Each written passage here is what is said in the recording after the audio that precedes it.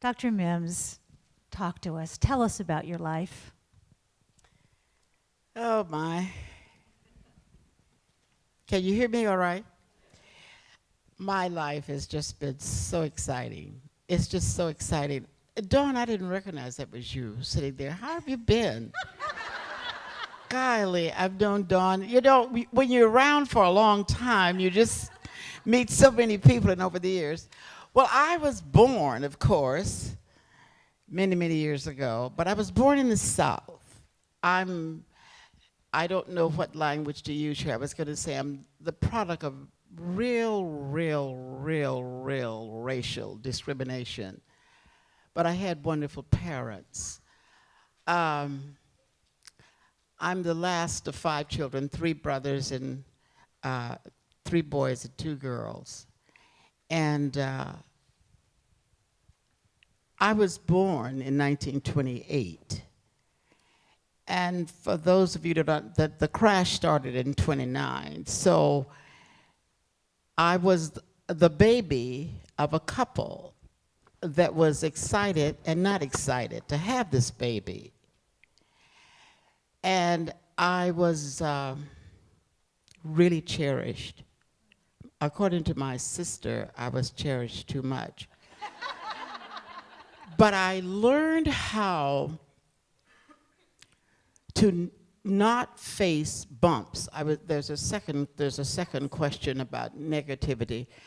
When my parents were amazing. I was born in Newport News, Virginia, and that's about 20 miles from Hampton University in Hampton, Virginia. So I was on that campus a lot, listening to great speakers as Adam Clayton Powell Sr., Howard Thurman, Marcus Garvey, and many historical figures from the black community. But the thing that used to happen, all of the professionals, the doctors, the lawyers, the teachers, we lived in an area that we lived in. My mother was a teacher. In fact, my mother was my 4th grade teacher, and I couldn't stand her because she wanted me to be a leader in the classroom, and I would help children. I would bring stories to the children about my personal life, and they would pay me a penny to tell them stories. That's how I made my money. Talk about economic development. They would have me pay me a penny to tell stories about my mother. And I would make up these stories. I would say things like she couldn't cook, or that the collard greens were too watery, or the eggs and the bacon were, burnt. And they would pay me for these stories. I made a lot of money. And there's nothing like having your mother teach you in the 4th grade. And she flunked me. My father and my mother had some real serious discussion about her flunking me. I didn't really repeat the 4th grade because there were things we had to do. But an interesting thing happened to black females in the South. I came from the word colored. I've gone through the word Negro, and then black, and now African American. And having that image has always been very strong for me, because the stories that my parents told always gave me the privilege and the freedom to feel very good about myself. In those days, the light-skinned child or the mixed child had the privilege. The dark-skinned girl was always at the end of the line or waited on last in any store because of skin coloring. And a lot of people don't want to talk about that nowadays because we want to forget those parts of the South or the parts of America that were just horrible. I learned to read with the National Geographic. My father had every Friday night with his children what is called armchair theater. We would read the National Geographic, and then he would take us through the world on the chapter, and we would travel, to Turkey. We'd travel wherever my daddy wanted to take us, and we would have armchair theater. So all my life, I have lived an image from the National Geographic. I could try on hats and shoes in stores. I love shoes, and obviously you can tell I love hats. I love them because I couldn't try them on as a young girl.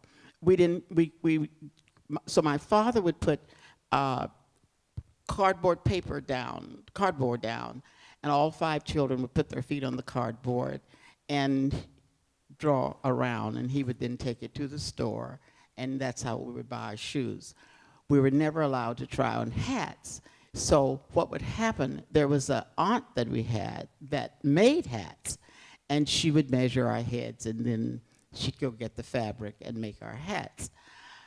But I lived a real exciting life. Undergraduate school, I attended Virginia Union University in Richmond, Virginia, so I met a lot of black orators. I met Martin Luther King, Samuel McKinney and I have been friends for 63 years. He was a friend from Morehouse College, and I was at Virginia Union, so I met all of the great black speakers, black people, and it's just been a good life. I've had a very, very good life. I'm a very extraordinarily proud black woman. I've been out here since 1953. And one day, when we get some time, I'll tell you what it felt like to come to the Pacific Northwest, having had all these images about the world, and finally getting into the Pacific Northwest and understanding that it really was not a part of the National Geographic. I was, I really, you as a child, you just see something. This was a really complex city when I came to the Pacific Northwest. And what I've had to do as an African-American woman, my home is in Shelton, Washington. But I have to do this. I really live in the I-5 corridor. I really live Seattle, Tacoma, Olympia, all the way down to Portland. That's how I have to see myself in order to remain free. If I actually saw myself living in Seattle, I would become a Seattle person, and I would confine myself that way, or Tacoma. I've worked for years in Tacoma, and I don't know, I'm gonna stop now. What else do you want to know? Oh my goodness. So it's just fun living. Yes, Yeah. and by the way, those shoes are kicking.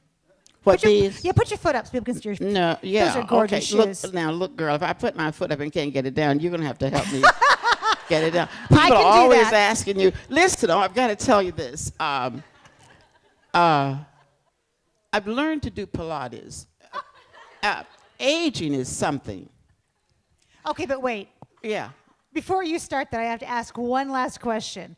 And the question is this: what advice do you have for our youth out there about how to find nurturing besides hats, shoes, and Pilates? I'm getting ready to tell them. Go for it. Always allow your imagination to take you somewhere and then bring it back in terms of your own story. Allow your imagination to take you as far as it can take you and then bring it back for your own story. And that's how you will remain healthy. And I'll tell you this about aging. I've been in education since 1950. It's a long time, which means my intellect, your mind works, and it just works and works and works. That is very sharp, but I neglected my body. You completely had, my mind was going, and my body didn't know. I mean, my mind would say, Maxine, you can walk up these steps, but my knees would say you can't. You see what I'm saying? I had to go to Pilates to balance my life because only a part of me was sharp, the intellect. And I want to say to young people, do the creative piece, do the imagination piece, keep the intellect going, but also do something with your body. Read as many books as you can, and after you finish reading, take a walk. Because we're so out of balance, and I've been in education for so long, and my profession is about pen and pencil and paper and blackboard. But my profession is not about teaching you how to move. And I guarantee you, we need to balance that with the intellect and the physical body.